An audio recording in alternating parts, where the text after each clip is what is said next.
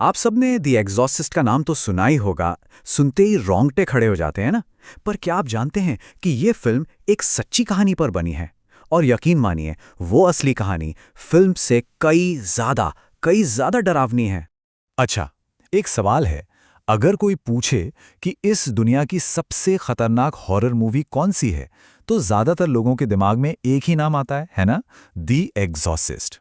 1973 में जब ये फिल्म आई थी, तो इसने तहलका मचा दिया था और आज भी इसे हॉरर फिल्मों का किंग माना जाता है। मतलब ये फिल्म इतनी खतरनाक मानी जाती है कि लोग आज भी इसे अकेले देखने की हिम्मत नहीं करते। कहते हैं कि इसकी शूटिंग के दौरान और रिलीज के बाद भी इतनी अजीब और डरावनी घटनाएं हुईं कि लोग इसे एक शापित एक कर्स्ड फिल्म मानने लगे। लेकिन जैसा मैंने शुरू में कहा था, यह फिल्म सिर्फ एक कहानी नहीं है। ये असल में 1949 में हुई एक सच्ची घटना पर आधारित है। और वो सच्चाई इतनी खौफनाक थी कि फिल्म बनाने वालों ने भी सब कुछ पर्दे पर दिखाने की हिम्मत नहीं की। तो चलिए जानते हैं इस लड़के की सच्ची कहानी। ये कहानी है रोलैंड नाम के एक 14 साल के लड़के की।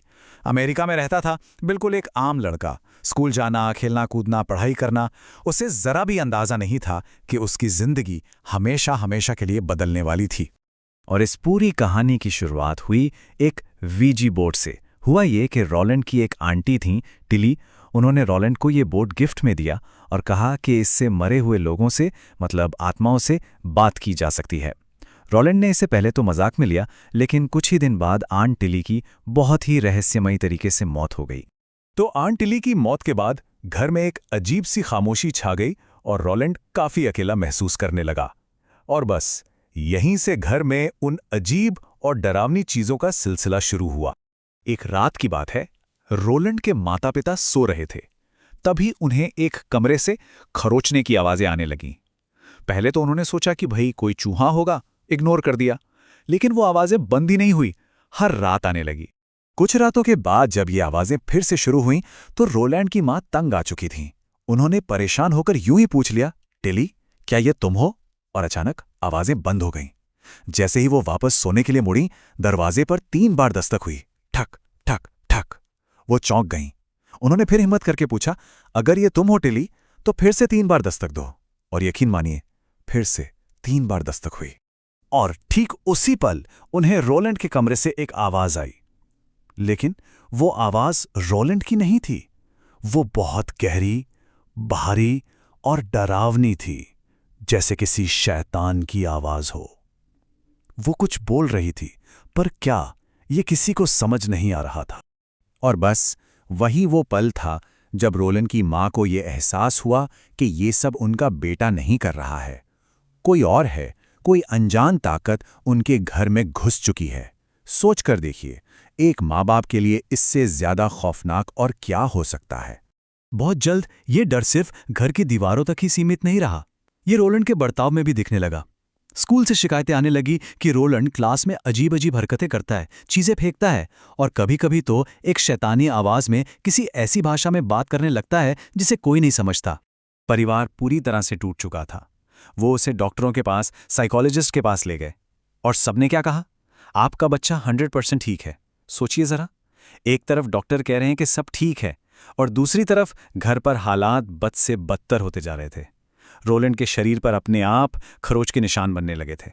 जब सारे रास्ते बंद हो गए, तो उन्होंने हार कर एक पादरी, फादर शूल्स से मदद मांगी। फादर शूल्स ने कहा कि वो रोलैंड को एक रात के लिए अपने घर ले जाएंगे, ताकि वो खुद देख सकें कि मामला क्या है। और उस रात फादर शूल्स ने जो देखा, उससे उनके होश उड़ गए। उन्होंने अपनी आंखों से देखा कि जिस बिस्तर पर रोलैंड सो रहा था, वो जोर जोर से हिल रहा था। उन्होंने रोलैंड को एक रॉकिंग चेयर पर बैठाया और वो चेयर अपने आप 450 डिग्री घूमने लगी। और फिर सबसे डरावना मंजर, फादर की आंखों के ठीक सामने रोलैंड के शरीर पर खरोंचें उभरने लगी, जैसे कोई अदृश्य पंजा उसे नोच रहा हो।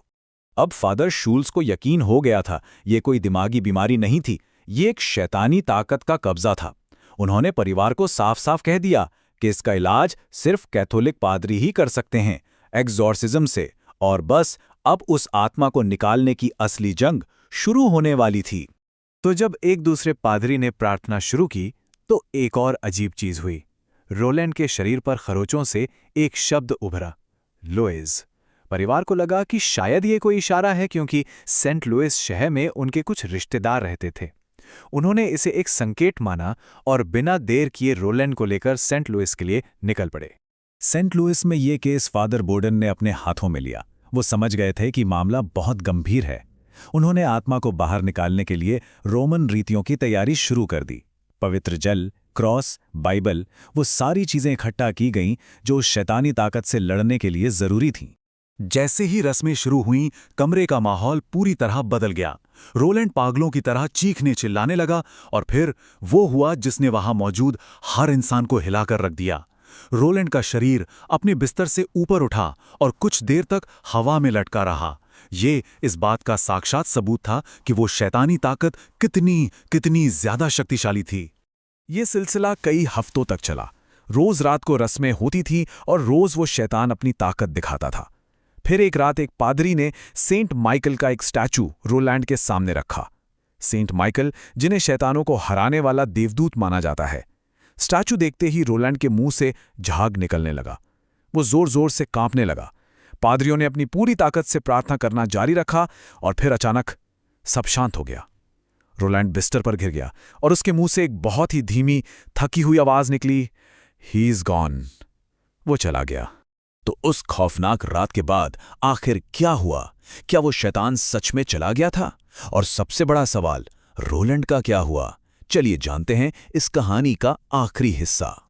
और अब जो मैं बताने जा रहा हूं, वो इस कहानी का सबसे हैरान कर देने वाला, सबसे चौंकाने वाला हिस्सा है। उस घटना के बाद रोलैंड पूरी तरह से 100% नॉर्मल हो गया। कमाल की बात तो यह है कि उसे उन भयानक हफ्तों की कोई भी बात, कुछ भी याद नहीं था। उसने अपनी पढ़ाई पूरी की और जानते हैं आगे चलकर वो क्या बना? एक नासा रॉकेट साइंटिस्ट। जी हां, उसने एक सफल, खुशहाल और बिल्कुल सामान्य जिंदगी जी, जैसे कि वो सब कभी हुआ ही ना हो। तो सवाल आज भी वही है, क्या ये सब एक 14 साल के परेशान बच्चे के दिमाग का वहम था, उसकी कल्पना थी, या फिर वो सच में एक असली शैतान था? इस सवाल का जवाब शायद कभी नहीं मिलेगा, और शायद यही राज इस कहानी को आज भी इतना ज्यादा डरावना बनाता है।